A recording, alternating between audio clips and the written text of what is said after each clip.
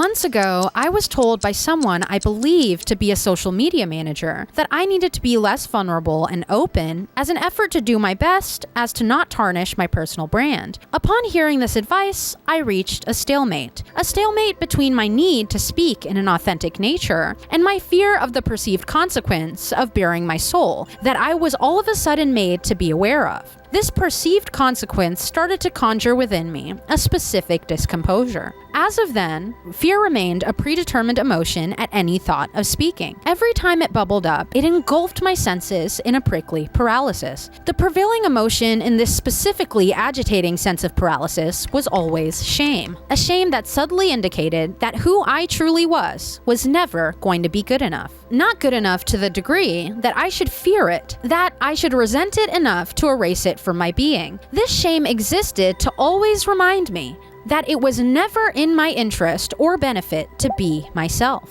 From that day on, one sentence plagued my mind. My brand, my brand, my brand. Any subsequent action towards my purpose was informed by this sentence. I started to believe that nothing matters more than my brand, which seems to be the wicked will of the world today, particularly if I wanted to be heard by anyone. At least that's what the advertising and marketing professionals had attempted to convince me, and I'd even consider it to be a rather successful attempt. My brand should be consistent, non-confusing, easy to understand, and never changing.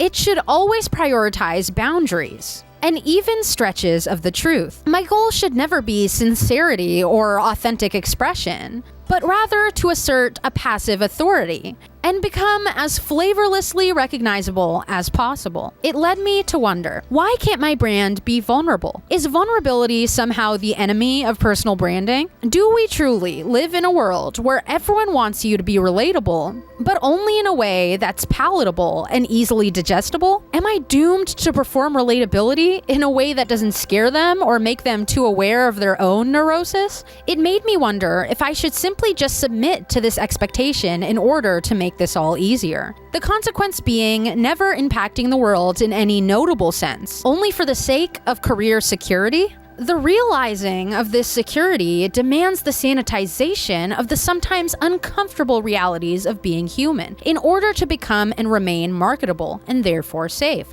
In the time this advice had been sitting on my chest and in my mind, I still remain unable to make peace with it. Sure, I understand the importance of a healthy and cautionary distance between a speaker and their audience, but as a person, I have never been able to comfortably exist in a facade, even if refusing to exist in it is in my detriment. I simply cannot make peace with the notion that I must hold myself back, never reveal my humanity, and absolutely positively never bear myself absolutely naked emotionally.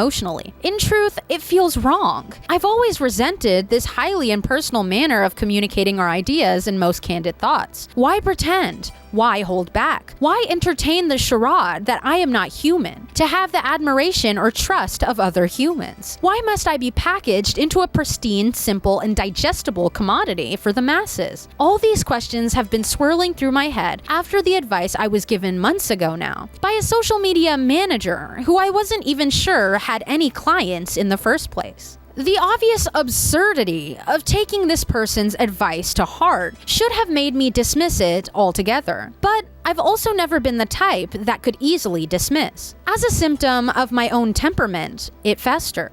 This feeling led me to the conclusion that it wasn't simply their advice that inspired this discontent, it was what their advice represented. While I can't completely make sense of it, something about the entire idea of branding irks me to my core. I feel an irrational anger bubble up in my chest and bleed into my brain, my jaw rendered impossible to unclench. Could it be that the very nature of turning a person into a brand signifies a societal deprecation in the value of human complexity? That we've reached an irreversible threshold in which human beings are not only expected to be caricatures of themselves, but where the very notion of human complexity reads like an ancient fable? Perhaps it's simply a projection of my own, revealing my distaste for being told what to do and who to be by anyone other than myself. Despite this possibility, it appears that everyone else on planet Earth has graciously accepted the word of marketing into their hearts. And it makes sense that it's accepted. Well-trusted companies, at least by the general unradicalized public, have perfected the process of turning disorganized, messy human beings into perfectly polished and frankly replaceable products, just in case they prove to be a little too human. This process, in its perceived perfection, doesn't too obviously reveal its motivation of harm, without any obvious proof that it's there to hurt us. And with the undeniable success of psychological marketing strategies, we seem to have all been convinced that personal branding is only here to help us reach our maximum human potential, and guarantee us great success in going along with it without objection. It makes me ponder a company's very motivation in turning people into products, and the only motivation that makes sense to me is control. Profit alone isn't enough. Control absolutely has to play a part. Turning a human being into a product, and therefore an object, forsakes the very traits one who exists outside of this extensive and soul-hollowing process of stripping themselves of their humanity for profit would exhibit. There is no opportunity for a product to become a liability if that product has been perfected. But within this quest for a perfected product lies a fatal flaw. This process is not transferable to human beings. Neither is it even close to attainable for actual products. Regardless, I still cannot convince myself that the way that we have besmirched human creativity by turning artists, visionaries, or even simply people in general into mascots is in any way fine or acceptable. This inherently insulting flattening of our humanity is an insurmountable trap. You can't be too much of one thing, yet you aren't allowed to be another. It leads me to wonder if participating in the brand is even a choice in the first place, or if it's a requirement in the age we live in today, to even be given permission to exist. My aversion to this also seems to be my affinity for mess, a core belief that within the mess, discomfort, and disorganization of life,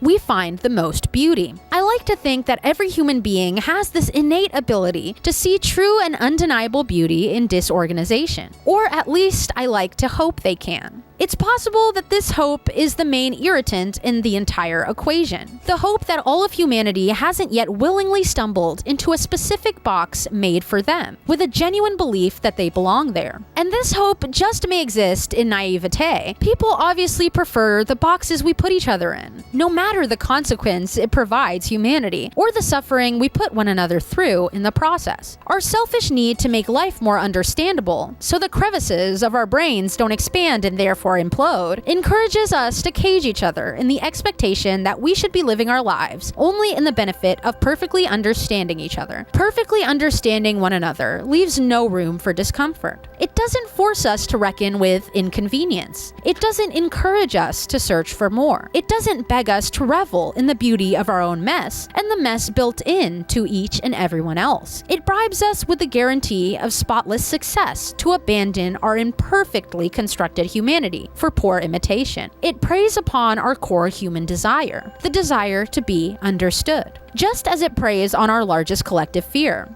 our desperate clinging to the avoidance of the sheer delirium of being misunderstood. And with that, I'd like to ask, have you felt this pressure to sanitize yourself for the sake of being more easily understood? Or have you even noticed the shift in your own expectations of others? If you have any thoughts, I'd love to hear what you have to add to this conversation down in the comments. And if you're interested in this topic, please make your way over to my Substack, where you'll not only find this article, but where I'll be posting my articles regularly, which allow me to go into more introspective detail than my videos on YouTube or TikTok allow. And with that, thank you for your patronage, and I'll see you next time.